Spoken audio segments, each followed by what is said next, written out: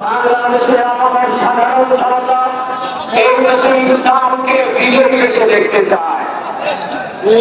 আজকে একটা প্রশ্ন করা হয়, এতদিন আগে আমরা কোথায় ছিল?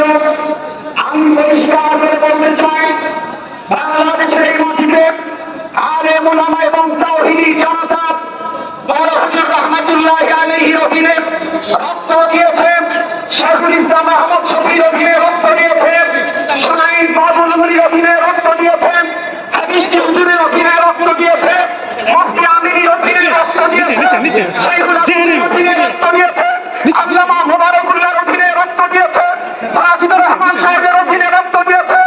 আজকে মামুনুল হকের অধীনে বাংলাদেশের টেকনাফ থেকে তেতুলিয়া রূপসা হাতে পাথুরিয়া যে গণজোয়ার শুরু হয়ে গেছে।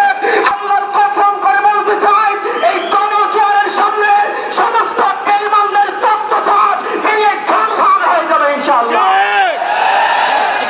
আমরা পরিষ্কার করে বলতে চাই, বাংলাদেশ ইতিহাস প্রমাণ বহন করে যারা ইসলামের বিরুদ্ধে, আলেমদের বিরুদ্ধে, কোরআনের বিরুদ্ধে, মসজিদ মাদ্রাসার বিরুদ্ধে ষড়যন্ত্র করেছে, আজকে সারা পৃথিবীতে তাদের কপালে জুতার বাড়ি, জুতার বাড়ি, জুতার বাড়ি।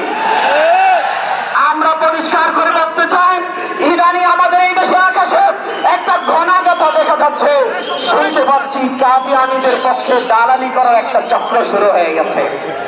আমরা এই ব্রাহ্মণবাড়িয়া এই